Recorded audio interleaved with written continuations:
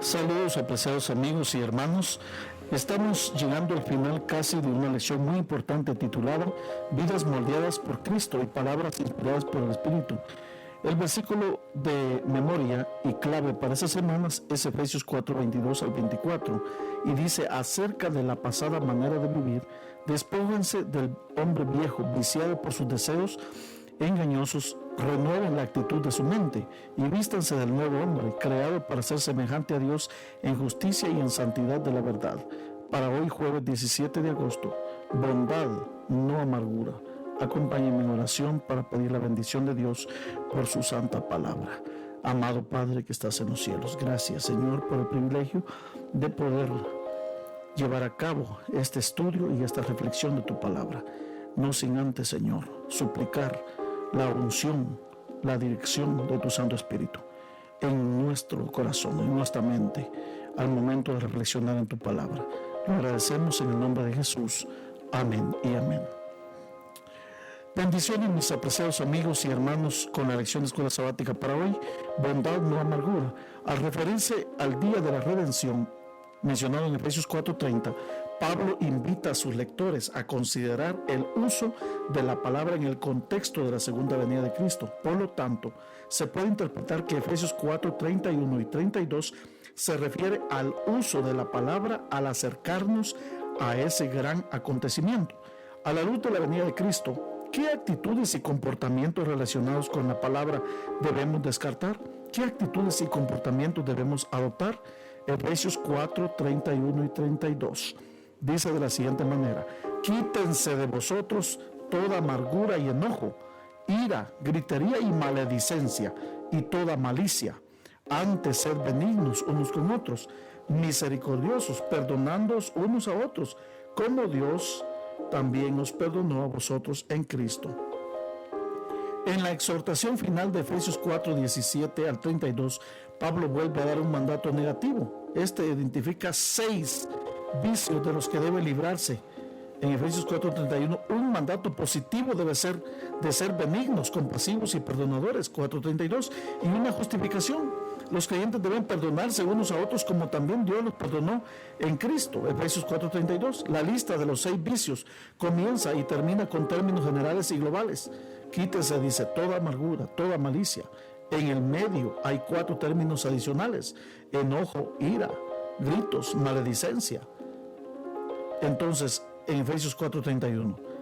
Y el último de estos traduce la palabra griega blasfemia, que en el español ha tomado prestada como término técnico para la palabra o la expresión degradante en contra de Dios. Sin embargo, el término griego identifica el discurso que difama a Dios o a otros seres humanos como maledicencia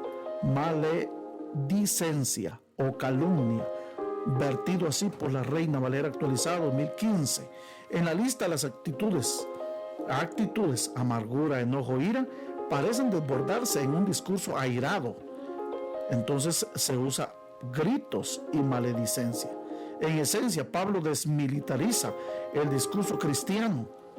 Las actitudes que impulsan el discurso airado y las estrategias retóricas que lo emplean deben eliminarse del arsenal del cristiano.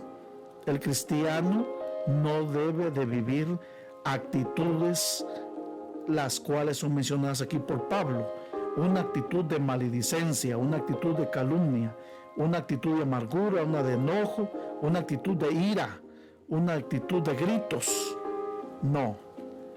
La comunidad cristiana prosperará la unidad de la iglesia solo cuando estas cosas se dejen de un lado. Sin embargo, la maledicencia no debe ser sino reemplazarse. Las conversaciones y las acciones en familia de Cristo y fuera de ella también no deben surgir de la ira. Deben estar motivadas por la bondad, la ternura y el perdón, basados en la norma más elevada de todas, el perdón que Dios nos ha extendido en Cristo.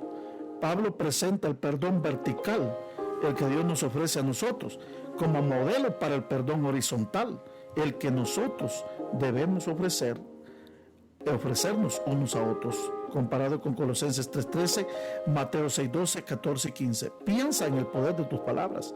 ¿Cómo puedes usarlas para edificar, animar y aumentar la fe? Sí, mis apreciados amigos y hermanos, esa es la vida cristiana. Una vida cristiana libre de toda gritería, amargura, ira, enojo, calumnias y malicia.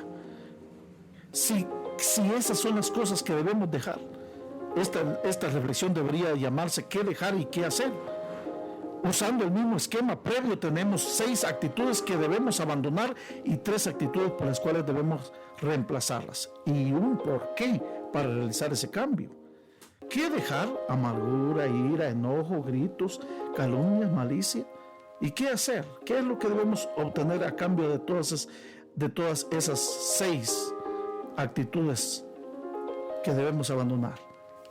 3 que debemos tomar es ser bondadosos, ser compasivos y ser perdonadores. Y la pregunta es ¿por qué? ¿Por qué tener que abandonar las 6 y tomar las 3? Porque Dios nos ha perdonado en Cristo.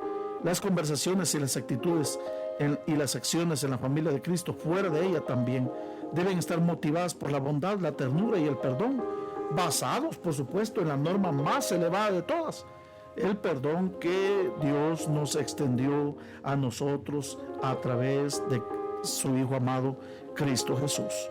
Por eso, mi apreciado amigo y hermano, es hora de ponernos a pensar y reflexionar cómo está nuestra vida espiritual.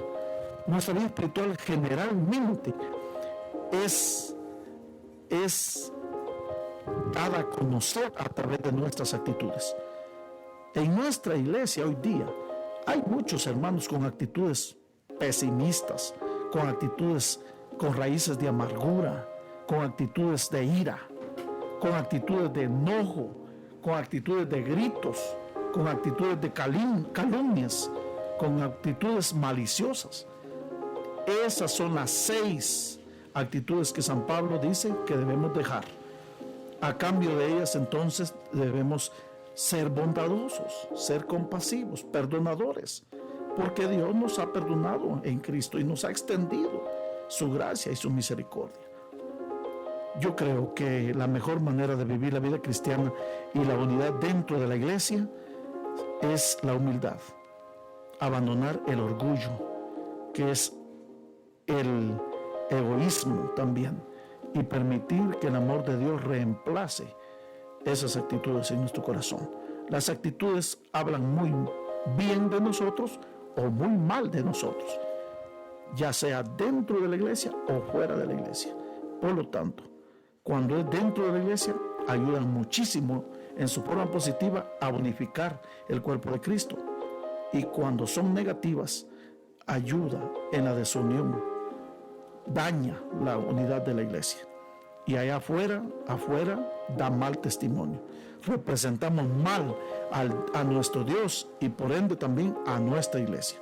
Por lo tanto, hoy le hago un llamado para que usted, mi apreciado amigo y hermano, cambie su actitud de ser una actitud pesimista, amargada, a una actitud correcta, una actitud muy buena que pueda glorificar a Dios, ver las cosas buenas en las personas, en los demás, y también no pensar. Y mientras reflexiono acerca de este estudio de la palabra del Señor, viene a mi mente una frase tan importante encontrada en el manual de nuestra iglesia que dice: nadie debe sospechar el mal en nuestro hermano. Hablando de las relaciones entre los hermanos de la misma iglesia. Nadie tiene el derecho de sospechar el mal. A su vez, esas palabras no son del manual, sino del espíritu de profecía. Por lo tanto, ahí se las dejo, mi apreciado amigo y hermano, para que las practiquemos de todo corazón. Nadie tiene derecho a sospechar el mal de su prójimo, de su hermano.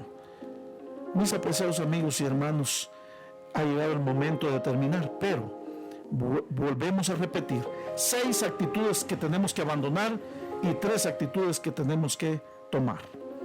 Y la pregunta es ¿por qué? Porque Dios nos ha prodigado el gran perdón a través de su amado Hijo Cristo Jesús. Agradezcamos al Señor por ese gran regalo que debe ser hoy nuestra motivación para servirle al Señor de una mejor manera. Bendito Padre, gracias te damos en esta hora por tu palabra. Siempre rogamos que no solamente tu Espíritu Santo nos guíe, nos ilumine, sino también que nos convenza a cada uno de nosotros.